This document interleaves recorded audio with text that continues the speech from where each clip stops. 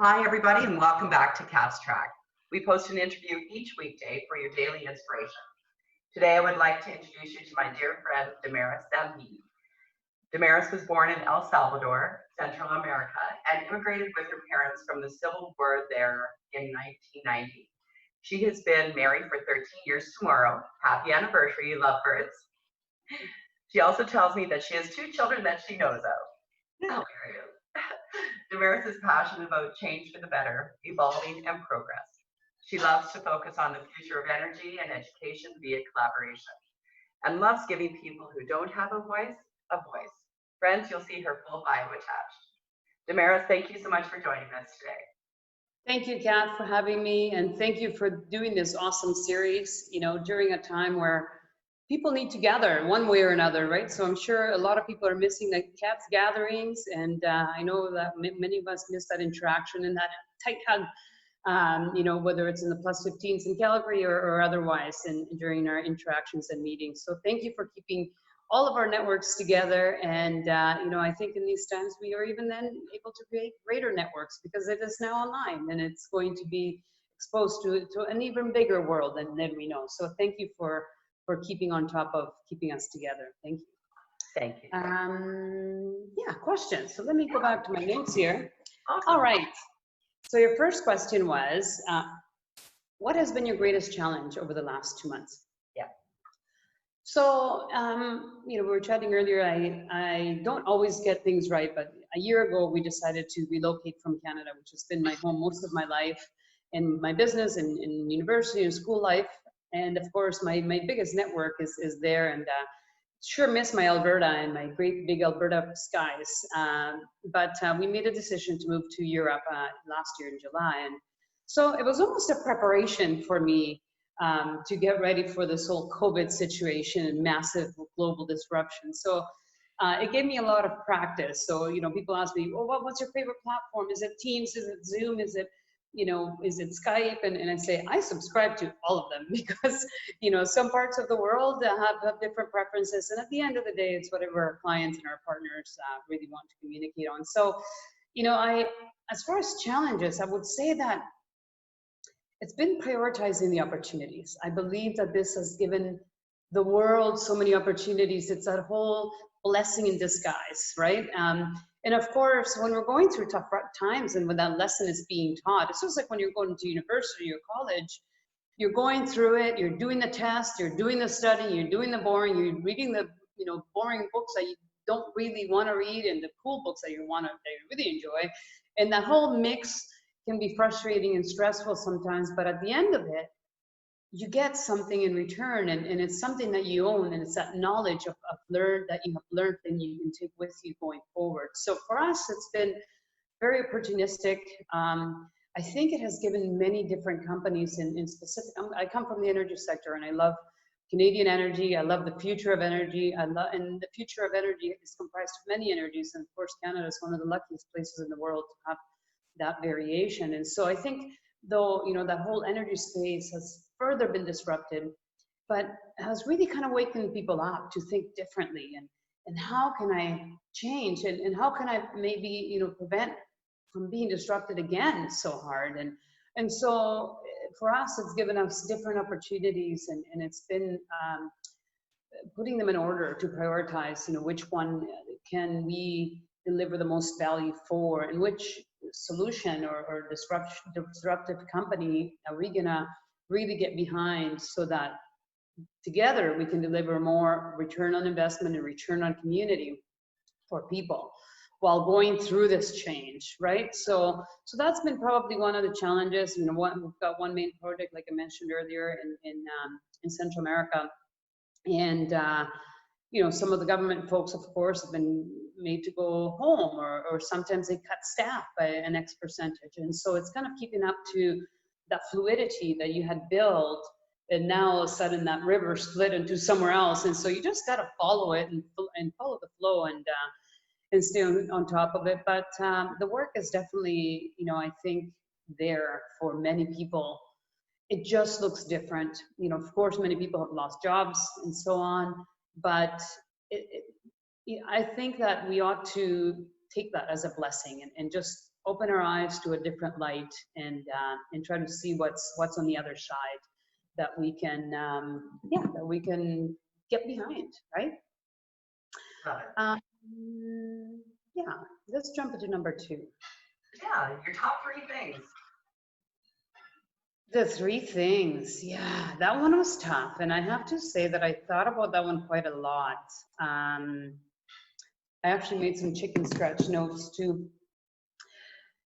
I think that on the note of disruption, which we are all very familiar with now, whether we wanted disruption in our world or not, I have been saying this quote that I actually heard from a friend several years ago. It was something like it, and I don't know if I botched it up, but I've used the innovator die tag for probably over 5 years now. It sounds almost harsh, right? Innovator die, you're gonna die. This is not really what I mean, but in a way it kind of does. And maybe a part of you dies if you don't innovate, maybe not the whole of you, but I think that whole innovator die is something that I would love for people to really kind of think about. The definition of innovation actually, it means the creation, development, and implementation of a new product, a new process, or a new service in order to improve efficiencies, effectiveness, and to obtain competitive advantage. So the whole meaning of innovation, it doesn't have to be, I think people either don't quite understand it or overuse it. It's one or the other, in general terms. Innovation just means you have to apply something a little different to have a different edge. And that competitive piece, I think it's very important. Of course, we all think we know our value proposition, but that changes sometimes too, as we change, as our companies change, as our companies evolve, as our market and our clients change, and their requirements change too. So it's hard because it's not always a solid target. It's often a changing target. And for that, I think people need to always remember that that process of evolving is key. And it doesn't necessarily mean, let's go and apply all sorts of tools and new cool things and let's blockchain everything, even though that would be super cool, by the way. And by the way, blockchain is, I just read a whole article on the blockchain innovation side and how this disruption has really opened the doors for such technologies. But, I understand it's not for everybody, and it probably scared some people off because they don't understand it. So on that note of innovation, the whole innovator die is something that I'd love for people to take away from this, right? Because it builds resilience. It makes sure that you're on your toes in one way or another. And it always gives you a chance to look at, I'm fascinated by technology. I'm fascinated by the amount of technology that comes out of Alberta, Canada. We're one of the most innovative provinces in Canada. So I'm very passionate about taking a lot of that technology to the world and always very proud in doing so. The next thing on that same, trajectory is be a hero and don't be a superhero. And what I mean by that is be a hero by knowing that we're not all superheroes, right? So we try and we put on our cape every day and we have our areas of expertise that we know we can deliver on. So for instance, I know I'm not an accountant. I have a great accountant, thank God. I have a great lawyer. I have, we've got those capacities that support my business. And so I flip that around to some of my clients and some of my, our people that we work with is, it's hard to let go, right? It's hard to let go of your business and think you can do it all. And of course, we work with several different startups that oftentimes think they can wear many hats. And I was actually reading another, Kevin, and I will be posting that on my LinkedIn. He wrote up a really nice write-up on working with startups and businesses that are taking off, or scale-ups, businesses that are already established but want to, go to that next level. It's important to work with others and collaborate. So back to my original introduction, that collaboration piece is very important, especially now. And I think that's another teaching that we've had from this time. Look, you're in Calgary, I'm here in Portugal, and we're having a productive conversation, I hope, and we're gonna have many more, and we continue to do these things. And so it opens the door for so much of that collaboration. gone are the times of I'm competing against Kat. I'm going to keep my cards too close. That doesn't work anymore. And so my message is always, Kat, what can I do for you? How can I help you? Right? What do you need? And sometimes it's just a word and you know, a virtual line, or sometimes it is contracting a lawyer, contracting a consultant, contracting somebody who can help you with your growth strategy, somebody who can help you connect the dots in other parts of the world. And there's plenty of us that are doing this work that are definitely going to work really, really hard and passionately to deliver those visions, whether it's for us, for you, or for our collective purpose.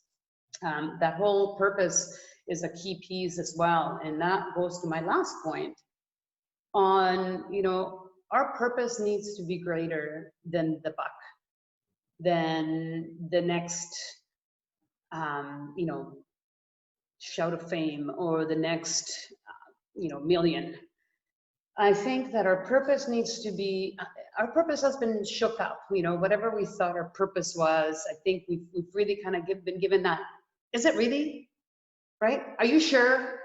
And if we haven't, you know, figured that out, I think we don't need another virus to wake us up to that, but we definitely need to implement those thoughts and think about how do we create our, you know, our company's sustainable strategy solution. But sustainability is obviously for the sustainability of the world and our environment.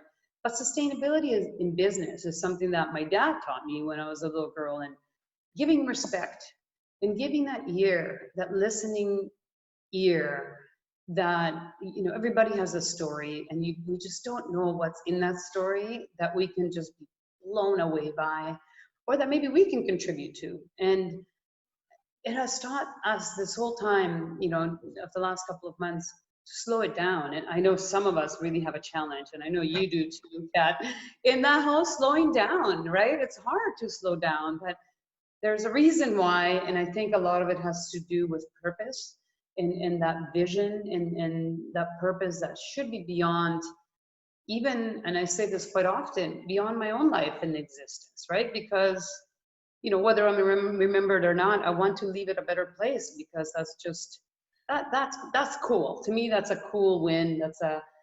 That's significant, and that is one of the big things that wakes me up, you know, in my mornings, so that I can be driven to put on that cape. Yeah, so those I think are the main things that I thought about. I love it. I love it. Thank you for sharing. So good. And the Thank last you. one is, what is your good news or legacy story that you want to share with everyone? Yeah, so we are working on a couple of very cool projects, and it's more the I think legacy part of me. There's a couple of things that we're working on. One of them's actually still not quite signed, so unfortunately I was hoping that it would be. We could talk about it today, but it has to do with technology, and it's very, very exciting. But you know, we're also working on some exploration for water. It's interesting because this year has been the year of learning what's really important. And in this water project that we've been working on, we have a regional scope to provide water for the people. And that regional scope is actually provide water for the world now. And so what does that mean, right? You know, we can live without gold, we can live without many things, we can live, but we can't live without water. And so it's interesting because it's an exploration technology, and of course I come from the oil and gas, you know, and exploration exists there too. And that whole concept, I think, is important for us to think about how lucky we are to turn on the tap in the morning, how lucky we are to flip the light switch and have electricity in the morning. And so I think that I have found something that connects me with that purpose. And I really, really think that that is going to be one of my legacies that I leave for the world. And I think my point to give back to everybody is for you to find that, you know, even if it's just one thing, even if it's little or big, sometimes we think, that doesn't, you know, really seem legacy-ish. But it is. And to somebody, it really literally could save their life. So it sounds very grand, but you got to find that one thing that it is for you, and just keep that focus, right? Because I think that we have to have that purpose, that we feel deep in our gut. And I come from, a third world country that, is doing better now, and civil war and all of that kind of stuff. And I have seen people that are very sick, and children die because they have malnutrition. And so we have many things to be appreciative of. And so I know for me, this water project is very important. And I hope that the world is able to have water, and that's, and electricity and power. I mean, we're talking to some groups out of Africa that literally have no power after, they have it maybe once a week, twice a week. How lucky are we? We don't even have to think about that. So appreciate your resources, right? Appreciate your energy workers. We're all trying hard, in the energy industry is trying very, very hard to do their best, to integrate, to work with each other. We are wanting to continue to provide the quality of life that we have. And so I just, I think I ask everybody to find that one thing that drives them, that makes them passionate. For me, it's definitely the future of energy. It's combining technology, it's finding water for the people, and making sure that others learn that there's so many aspects of these. I mean, we could talk about that forever, but I think that we all need to find that one passion, and be mindful and respectful of other sources and other people that are doing different things. And that's where I think it's no longer you're wrong and I'm right. It's I'm probably wrong somewhere and you're probably right somewhere. So why don't we merge that and figure out the next evolution of what it needs to be, that being energies or other resources that we require in life. So that's it for me. Wow, Damarys, I love your progressive mind. Thank you so much for sharing. Thank you, Kat. I appreciate you, and I appreciate what you do, and thank you. I appreciate you too. Thanks again. Take care. That was our next track on Cast Track with our amazing friend Damarys. We miss her terribly back here in Alberta, and glad that we haven't lost the connection. We love you. We love you. I love you. Thank you. Thank you. Take care.